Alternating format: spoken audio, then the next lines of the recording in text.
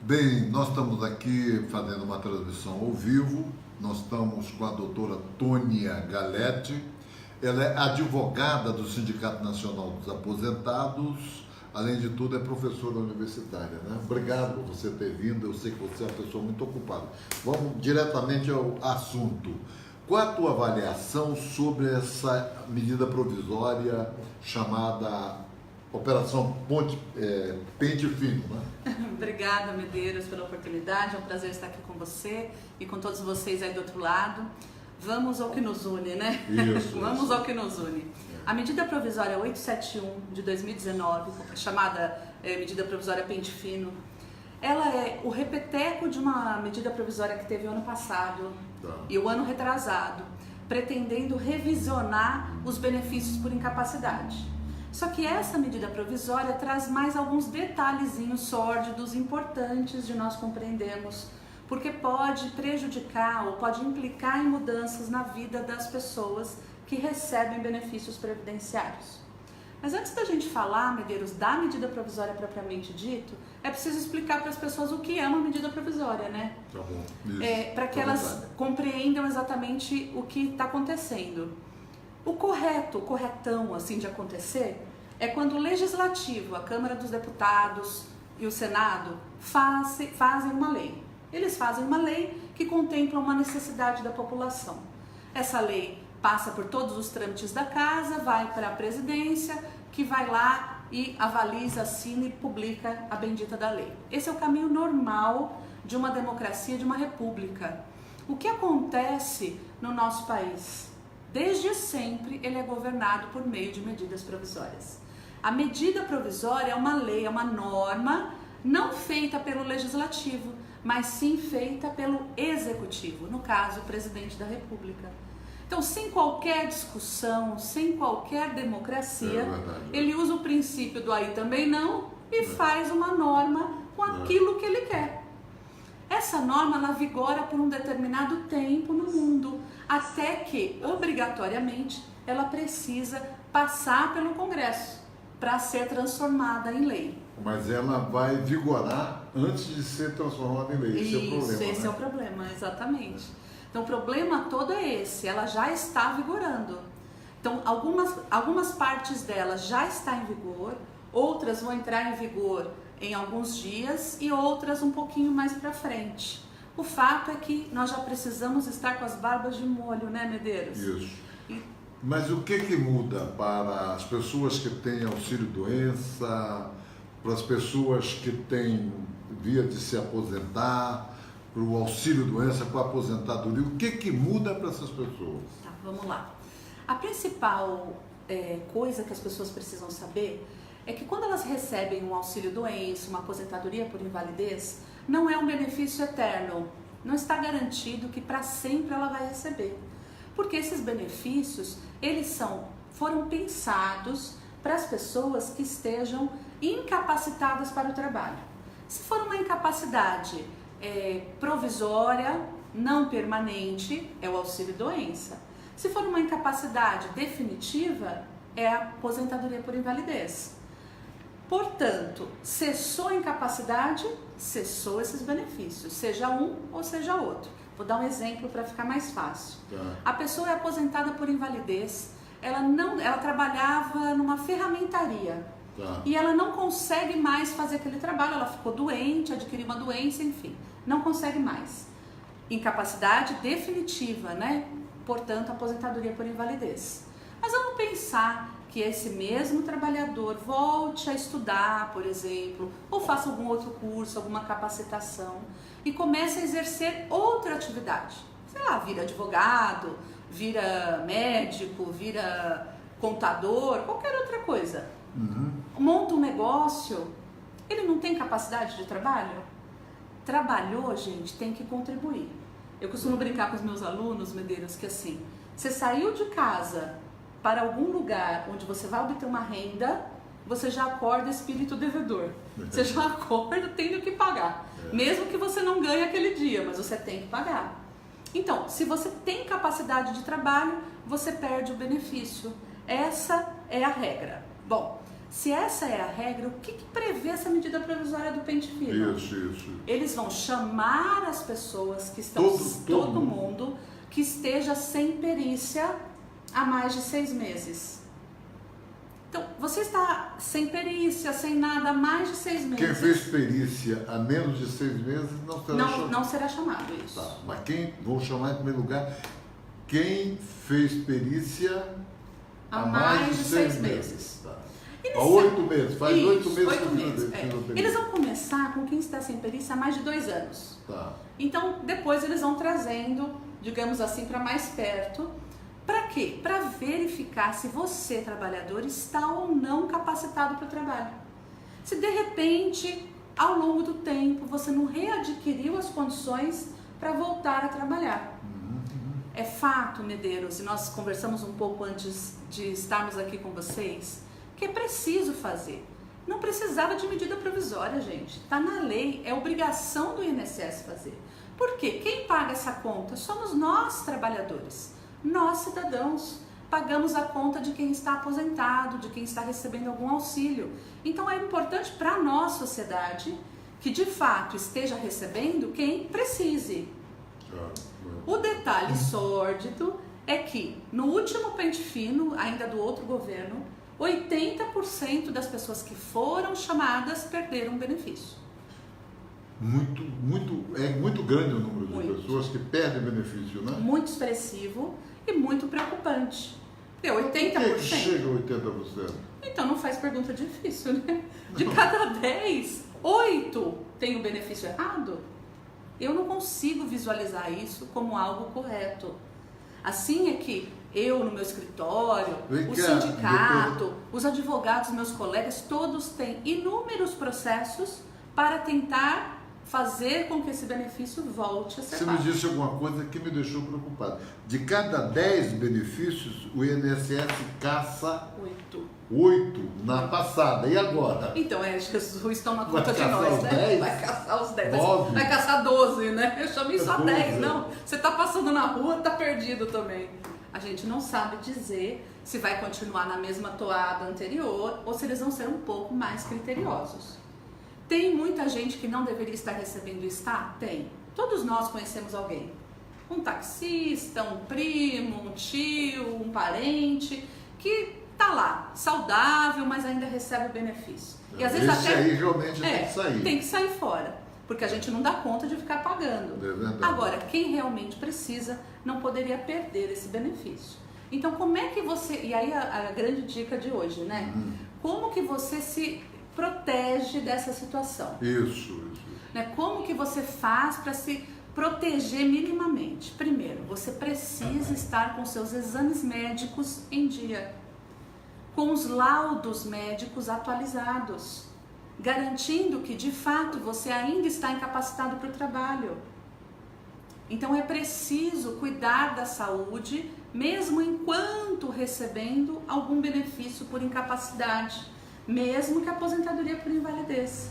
Eu não posso, então eu não vou mais fazer o tratamento, eu não vou mais no hospital, eu não vou mais me cuidar, eu já estou aposentado mesmo, que se dane tudo isso. Não, é preciso manter tudo isso em dia, porque uma vez chamado, você tem que levar toda essa documentação para o perito, que vai justamente avaliar se você está ou não com capacidade de trabalho. Vem cá, você vai continuar explicando aí o que muda, mas eu queria só ler aqui uma coisinha para você, que eu recebi agora, é do Osório Feitosa da Silva. Cortaram-me o auxílio doença, eu era caminhoneiro, sofri um AVC, não ando e ainda perdi a visão esquerda. Olha, Osório, na sua situação, não pode cancelar seu benefício. Você não tem capacidade laboral. Agora, vamos pensar que eles descubram que você tem um negócio, um comércio, por exemplo, ou uma loja, enfim, que você trabalhe com alguma coisa. Se descobrirem isso, você tem que devolver o benefício, porque você tem capacidade para o trabalho. Agora, se a sua situação de saúde te incapacita para o trabalho, você tem que manter o benefício. Você não, o INSS terá que manter. o que acontece no reino? Eles cancelam. Então, para você tentar convencer o perito, e se não convencer, poder fazer uma ação judicial para ter o seu benefício reativado, você precisa do quê? Ter os documentos médicos em dia.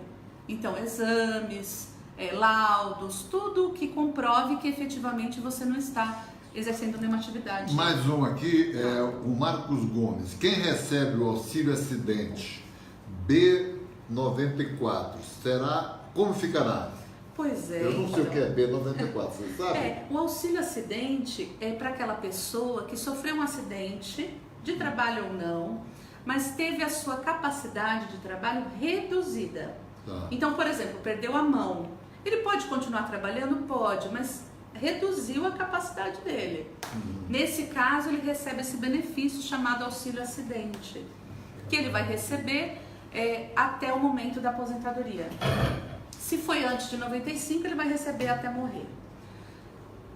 Pela medida provisória, todos os benefícios passarão por revisão. Mesmo auxílio acidente? Mesmo auxílio acidente. Eu vou perguntar mais uma coisa para você. Você disse que primeiro será chamado o pessoal que não faz o exame médico, a perícia, a perícia médica mais de 6 meses. E segundo, muda para quê? Segunda questão que você acha importante. Tá. Então, assim, em relação aos benefícios por incapacidade, é esse o ponto nevrálgico.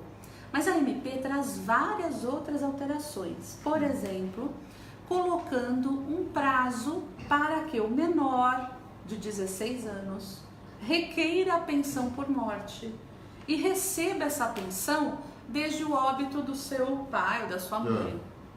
Isso, pelo Código Civil, é inconstitucional. Pela própria lei já há uma ilegalidade. Por quê? Porque o Código Civil ele diz o seguinte, que para o menor de idade não corre prescrição. Claro, ele é menor, ele não tem ainda a aptidão completa para os atos da vida civil. Qual é a prescrição aí? Eles estão colocando 180 dias.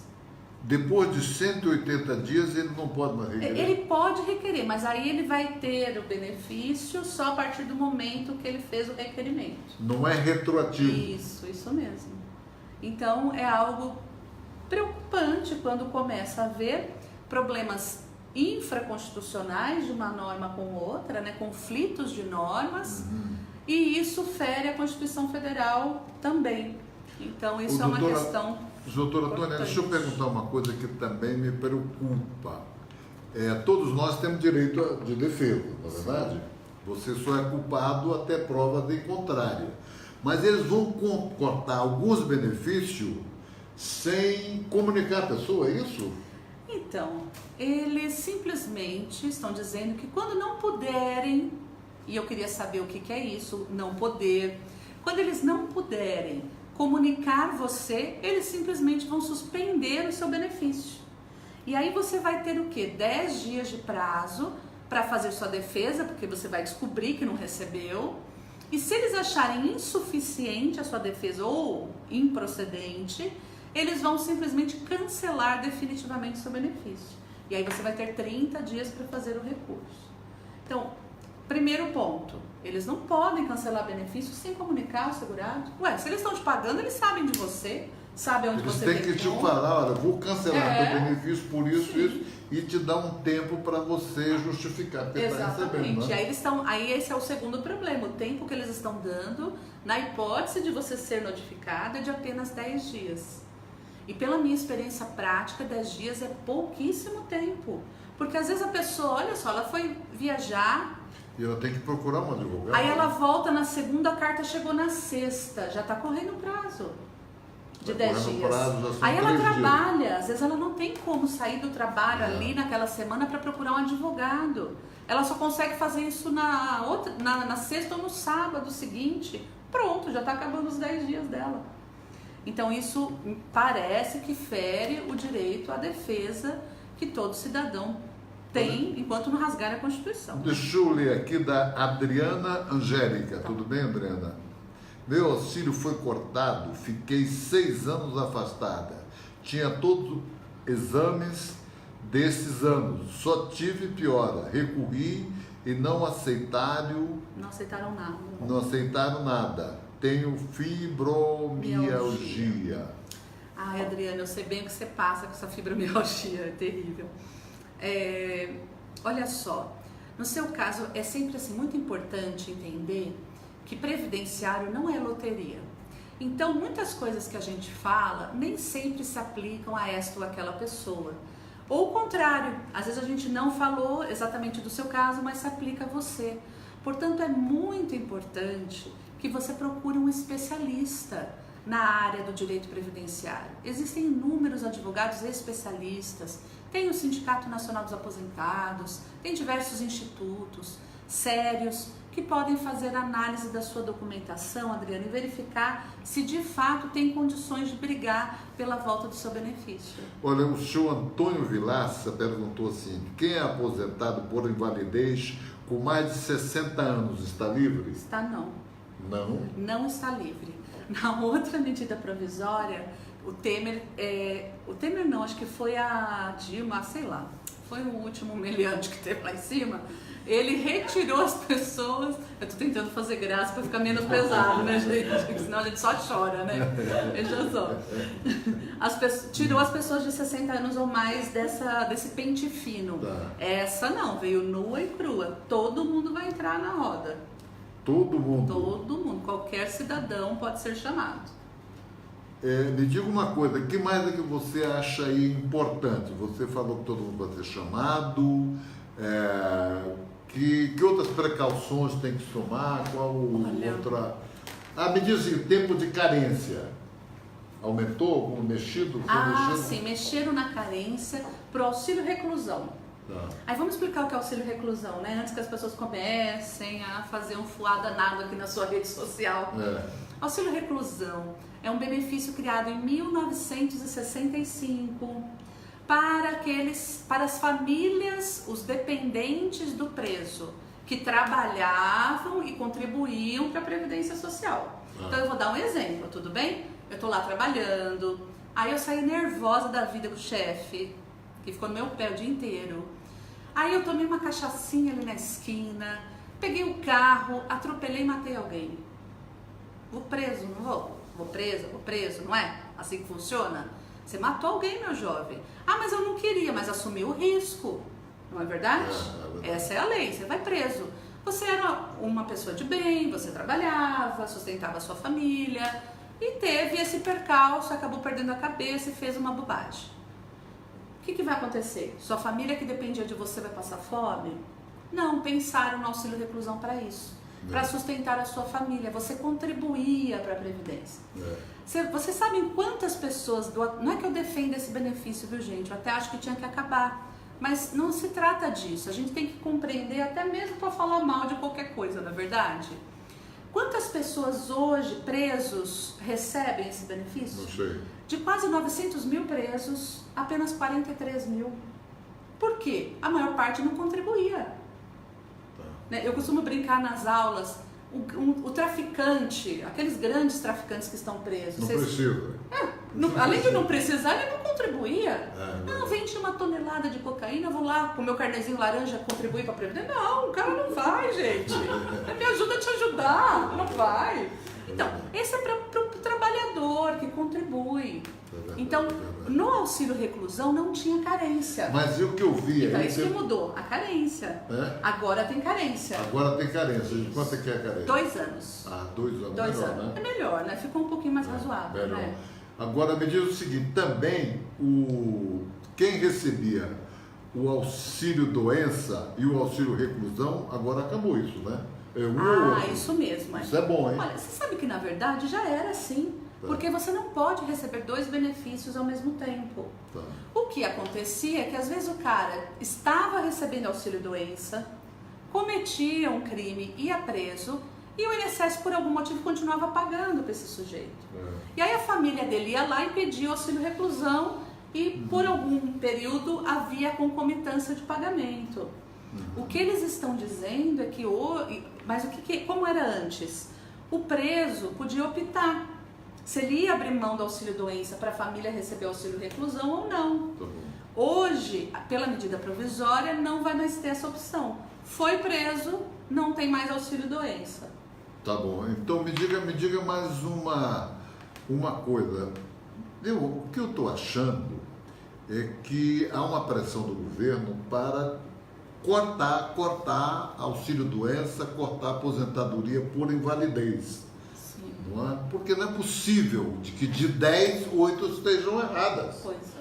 O INSS está dando auxílio-doença para todo mundo. Tá passando na rua, eles entregam um, né? Entregam um, tá certo? Ou então estão cometendo arbitrariedades, estão tirando de quem não pode, não deve tirar. Exatamente. Não é? Tirando, porque o governo está dando R$60 para cada. Como é que é isso? Análise, né? É. Eles estão dando uma bonificação e eu queria até fazer uma parte aqui Tá. em defesa dos servidores públicos, Tá. Medeiros, que são trabalhadores como todos nós. E muitas vezes são apedrejados pela imprensa, pelo governo, que fica falando que a culpa do mundo todo é do servidor público. Eu conheço diversos servidores públicos e tenho certeza que todos vocês têm na família e são pessoas de bem, são trabalhadoras como todos nós. E eles do INSS estão extremamente preocupados com essa bonificação. Veja só vocês, os caras já estão trabalhando há anos sem aumento nenhum. Com metade, com menos da metade da capacidade de funcionários que deveria ter. Então, deveria ter 1.000, tem 300. E agora eles vão ter que trabalhar mais porque o governo vai dizer assim, não, eu estou te pagando uma bonificação, trabalha aí. Então, é como se eles estivessem obrigando o trabalhador a fazer, eu vou pôr entre aspas, horas extras para cortar benefício. E eles, digam-se de passagem, são inclusive responsabilizados, esses trabalhadores, servidores públicos, quando eles cancelam ou concedem algum benefício. Eles não têm respaldo de ninguém. A população odeia eles, o governo odeia eles. Quem está por eles? Então, é uma pergunta importante, que é preciso a gente fazer essa avaliação também. Verdade. A Giselma Góes está dizendo um absurdo que vem acontecendo, precisa gastar dinheiro com advogados, entendeu? Eu vou falar que para mim é bom, né? Eu estou brincando, Não, mas gente. você tem o Sindicato Nacional dos Não, é Aposentados também, que defende o pessoal. Mas é realmente um absurdo, Medeiros, você pensar que o cidadão precisa gastar, seja com locomoção, com médico, com laudo, com advogado, com qualquer pessoa, situação, quando ele tem um direito. Sagrado, né? Direito Previsto sagrado. na Constituição Federal. Então isso é muito, muito grave. O Mário José Silveira, estou aposentado, mais de 35 anos de contribuição e 54 de idade. Me ferrei com o fator previdenciário. Hoje tenho 68. Vou perder alguma coisa com essa mudança? Olha, se no seu benefício, Mário, estiver tudo correto, não vai ter prejuízo nenhum. Porque essa medida provisória, isso é uma coisa importante da gente falar, Medeiros, já é uma reforma. Sabe aquela conversa mole? Não, vamos apresentar reforma. Já começaram com a medida provisória. E digo mais, sem discussão, sem democracia, sem informar a população. Isso é enfiar a goela abaixo da população, mudanças legislativas. Se temos que fazer mudança, vamos fazer de forma correta e transparente, né? Agora, o Mário, provavelmente, se tiver tudo certinho na aposentadoria dele, mesmo que chamado ou que periciado o benefício dele, não haverá nenhuma alteração. A Giselma diz, pessoas aposentadas por invalidez causada por acidente de trabalho com 59 anos e mais 15 anos aposentado vão ser chamados para voltar a fazer perícia? Giselma, vão sim. Hoje, por essa medida provisória, todo mundo sentou, fez sombra, trabalhou, tem algum benefício, vai ser chamado. Sem choro nem vela. Tem muita gente aqui perguntando, né? O homem casado tem direito à pensão de morte de sua esposa que já está aposentada por idade. Não vai matar a esposa, hein, Mário? Presta atenção. Mas tem o direito, presta atenção. Senão já vão falar, não, a Tônia falou que podia te matar, que eu ia receber. Pelo amor de Deus, me ajuda. Você tem direito, sim, a pessoa que é casada, seja o homem ou a mulher, tem direito à pensão por morte quando o cônjuge, o companheiro ou companheira venha a falecer. O detalhe sórdido é que eu não posso acumular 2 pensões. Então, meu primeiro marido morreu, eu caso, aí eu tenho a pensão por morte do primeiro, aí casa de novo, o segundo marido morre, suspeito, né? Mas tudo bem, vamos pensar que morreu de morte morrida, tudo bem, tranquilo. Você tem direito a essa segunda pensão? Não. Você vai ter que escolher. Vamos pensar que essa segunda pensão seja maior, você pode optar pela pensão maior, mas não ficar com as 2. Aqui uma coisa muito sentida é a Maria José Gondim. Nós pagamos salários abusivos aos políticos e eles querem arrancar o salário mínimo dos pobres. Qual é o seu comentário, doutora? É triste demais, né? É triste demais ver que a população que realmente trabalha e que sustenta o país acaba sendo sempre o primeiro a apanhar em qualquer circunstância. Se fala é porque fala, se trabalha é porque trabalha, se aposenta é porque aposenta e acaba sempre sendo culpado. Então é muito grave mesmo a nossa situação. A professora Andrea Genotti está parabenizando a você pelos esclarecimentos, dizendo que você é muito didática. Você é professora também? Eu sou. Adoro dar aula. Na universidade? Se dá na universidade, Dou aula. Sobre direito previdenciário. Isso, direito previdenciário. Muito bom. Escuta, tem muitas perguntas aqui que nós vamos... Olha uma coisa, deixa eu só falar mais uma coisa importante da medida provisória, quando você seleciona aí alguma coisa para a gente responder. É que o salário maternidade também agora passa a ter prazo para ser pedido. Pedido. Tá. E depois desse prazo não poderá mais ser pedido. Eles fazem tudo para cortar direito. Exatamente. Porque salário maternidade para quem tem filho, não é isso? Mas às vezes acontece da mulher não pedir naquele momento, mas ela não tem o direito. Não está na lei. O direito é dela, ela pode pedir depois. Agora, E quando você tem direito, tem que ser retroativo. Que eu faço uso do meu direito desde o dia que eu comecei a ter direito. Exatamente. Agora eles estão colocando 180 dias do nascimento da criança, 180 dias para você pedir o salário maternidade. Não pediu, dá adeus. De Miss, porque nós somos elegantes, né? Mas vai dar adeus do mesmo jeito. Acabou, né? Acabou a graça. Antes, como era? Tinha 5 anos para pedir, que é o prazo prescricional normal de qualquer cobrança, digamos assim, para o governo. Agora estão reduzindo aí para 180 dias. Tá bom. Tônia, eu quero te agradecer, foi ótimo os teus esclarecimentos. Nós vamos estar aqui sempre, né? Eu posso te entrevistar outra vez? Pode, Eu sei que você é muito ocupada. Eu peço já desculpas pelo atraso, que eu me atrasei hoje, né, gente? Não tem problema não. Tem problema não. Mas você é muito didática, você realmente tem conhecimento e as pessoas precisam de informações, tá certo? As pessoas não vão ficar sozinhas. Nós vamos procurar advogados, a minha rede social, o meu WhatsApp, o meu YouTube. Eu tenho um canal no YouTube. Moderno e agressivo ele, né, gente? Eu tenho um canal no YouTube, sabia?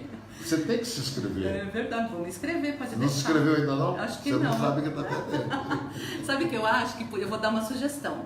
Como tem muitas dúvidas e tem muitas coisas ainda, a gente fazer um segundo encontro para a gente responder as dúvidas dos seus internautas. Que bom.